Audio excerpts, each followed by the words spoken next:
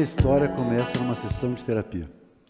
Eu imagino que vocês não devem achar muito original, né? Um psiquiatra falar de sessão de terapia. Mas eu espero que vocês gostem da história, ela é bem interessante. Ela começa há mais ou menos 10 anos atrás, 10, 15 anos atrás.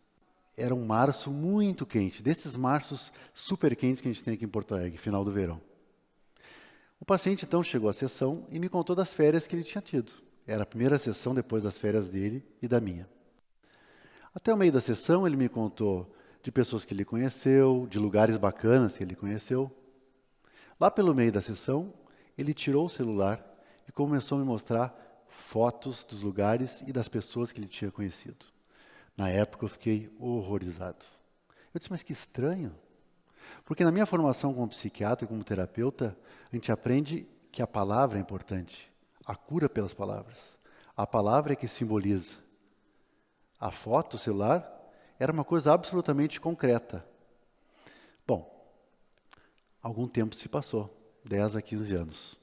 E hoje os pacientes mostram muito mais do que fotos, né? Os pacientes trazem celulares e leem textos do WhatsApp. Contam que conheceram pessoas pelo Facebook. Contam de encontros secretos pelos Tinder. Trazem áudios em que nos mostram para nós ouvirmos juntos. O mundo mudou. De fato, o mundo mudou. Mas de que mundo eu estou falando? Acho importante a gente fazer um parêntese, porque eu estou falando do mundo da inclusão social. Nesse slide aqui, vocês podem ver os lugares do mundo incluídos pela internet. Basicamente, é o hemisfério norte. Existem muitos pontos obscuros, não é? Em que nós estamos. Existe, de fato, 50% da população mundial que não tem acesso a computador e à internet. Existe um fosso digital entre nós.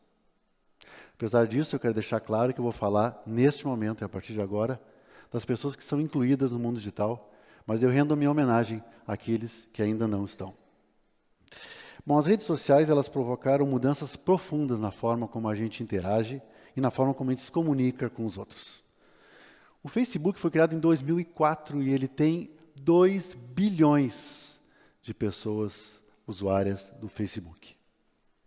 É interessante que ele tem crescido especialmente em países subdesenvolvidos. Por exemplo, Bangkok, na Tailândia, é hoje a capital do Facebook.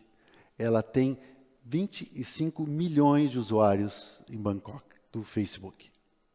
Agora, a pergunta que fica para nós é, qual é a associação que tem entre esse aumento crescente do nosso acesso às redes sociais e a nossa saúde mental?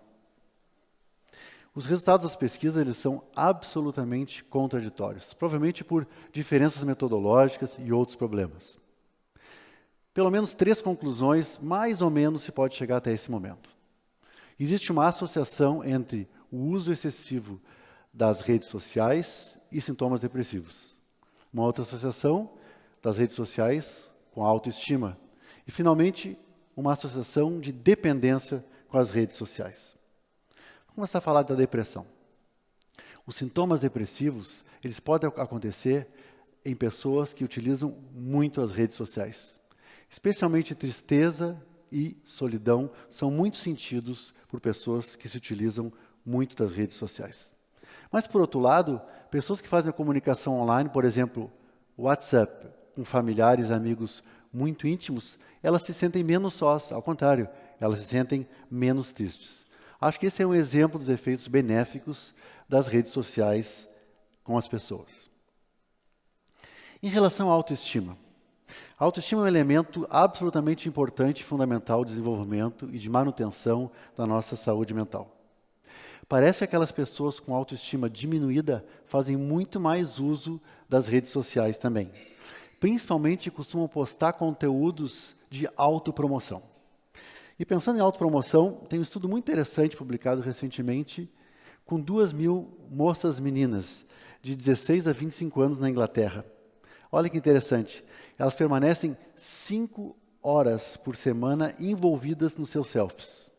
Isso dá uma média de 48 minutos por dia envolvidos em atividades com selfie. E um dado bem interessante, a cada 7 selfies que elas pensam em postar, elas escolhem apenas um selfie perfeito. Então é muito tempo, né, na autopromoção. Se a gente colocar no Instagram hashtag selfies, nós vamos ter hoje em dia 275 milhões de imagens. Isso é um selfie, não é? Um autorretrato da Frida Kahlo, não é? E é interessante a gente pensar nesse autorretrato, observarem, todos estão com o lado esquerdo da face.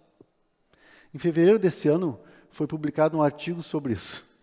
Um artigo que pesquisa qual lado das pessoas da face é mais postado como selfie. Incrível. Qual é o resultado? A face esquerda. Tanto no espelho, né, na média entre o espelho e o selfie normal, a face esquerda é a mais postada. Talvez seja uma teoria meio espúria, algo meio bizarro e curioso, mas talvez seja isso. Talvez a gente esteja iniciando na questão do conhecimento sobre as redes sociais. O terceiro aspecto que eu queria falar com vocês é sobre as dependências. Dependência às redes sociais. É muito interessante a gente poder ver essa questão dentro de um contínuo, onde pessoas fazem um uso muito adequado das redes sociais e outras são dependentes. Dependentes porque têm craving, têm fissura, dependentes porque têm abstinência, dependentes porque têm recaídas, como alguém que usa nicotina, álcool e drogas. E é bastante importante que, na realidade, só uma minoria das pessoas que acessam as redes sociais são dependentes. Mas isso dá, muito interessante, em torno de 6% da população mundial tem alguma dependência, ou ao smartphone, ou aos games, ou às redes sociais. Essa dependência coloca as pessoas, muitas vezes, em situações de risco. Pessoas correm risco ao dirigir o carro e acessar suas redes sociais. Outras situações também são muito estranhas quando as pessoas acessam as redes sociais. Como é que a gente avalia essa dependência? Pesquisadoras da Noruega fizeram um instrumento especificamente para avaliar a dependência ao Facebook. Esse instrumento tem 18 itens. O que é mais importante, um item específico desse instrumento, porque ele avalia a qualidade do sono resultante do acesso às redes sociais, especialmente ao Facebook. A gente sabe que pessoas dependentes do Facebook passam noites em claro, e isso tem um impacto fundamental sobre a saúde mental. A pergunta que se faz, isso é um diagnóstico psiquiátrico? Não. Segundo a CID-10 e DSM-5, a adição, a dependência às redes sociais e a dependência à internet ainda não é um diagnóstico psiquiátrico. O diagnóstico psiquiátrico realizado no DSM-5 é o diagnóstico de dependência aos games. Agora, a gente tem que pensar em fatores de riscos. Qual é a população que tem mais risco de se tornar dependente das redes sociais? Mulheres jovens, pessoas com descontrole de impulsos, introvertidas, perfeccionistas, com baixa autoestima e aquelas pessoas com necessidade de aprovação. Agora, quando se fala em cuidados de saúde, o tema do que a gente está conversando aqui hoje, é importante pensar assim, que não está dizendo que as pessoas devem usar ou são proibidas de usar as redes sociais. A questão que a gente está falando é de um uso mais comedido das redes sociais.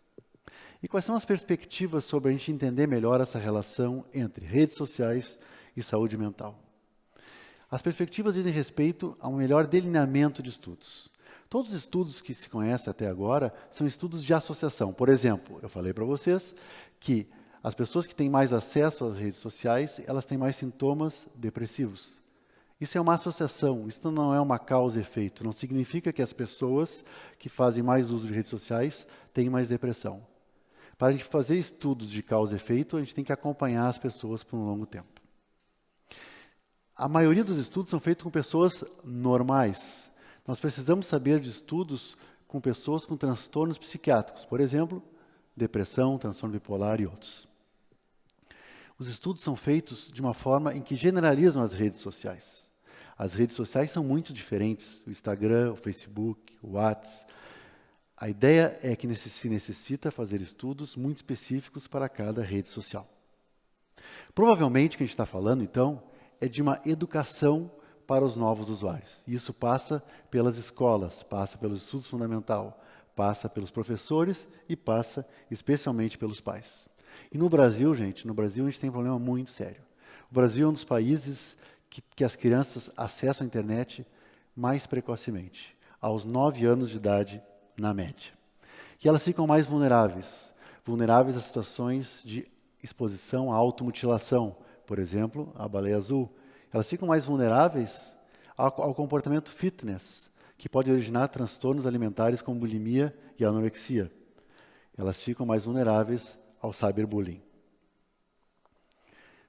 O que se espera? O que se precisa fazer? Nós precisamos encurtar as pontes entre as gerações. Entre os nativos digitais, que hoje têm menos de 30 anos, e nós, os imigrantes digitais. É muito importante que se feche esse diálogo, que esse diálogo seja mais próximo. Para isso, a gente tem que estimular um diálogo absolutamente aberto, honesto e genuinamente interessado na tecnologia, genuinamente interessado em saber como é que o game funciona, como é que a rede social funciona. Olha que interessante, atualmente 60% das crianças que têm 2 a 5 anos, elas têm capacidade de jogar games em computadores.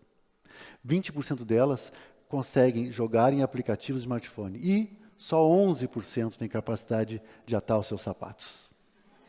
Que mundo é esse? O mundo mudou absolutamente, mudou em privacidade. As redes sociais nos tornaram menos privados. Por outro lado, a gente tem muito mais transparência. O substantivo mudou. O que era privação, que era privacidade, se tornou transparência. Eu vou terminar lembrando da história que eu comecei contando para vocês. Era um março, verão quente, em Porto Alegre, e eu estava numa sessão de terapia, atendendo um paciente que me trouxe fotografia, e eu fiquei absolutamente abismado. Que coisa, né? Quanta coisa passou. Hoje o que se sabe, isso é bem interessante, é que as redes sociais, se por um lado tem associação com sintomas depressivos, com baixa autoestima e com dependência, elas também estão proporcionando a pessoas que têm muita dificuldade de interagir, uma possibilidade muito diferente de interagir. Então a gente tem que poder pensar de um lado e de outro, fazer um equilíbrio. A gente tem que se despir dos preconceitos, olhar as redes sociais de uma outra forma, com uma visão muito menos alarmista e muito menos reducionista. E esperando que as futuras pesquisas possam nos dar luzes, para a gente entender melhor essa relação entre saúde mental e redes sociais. Obrigado.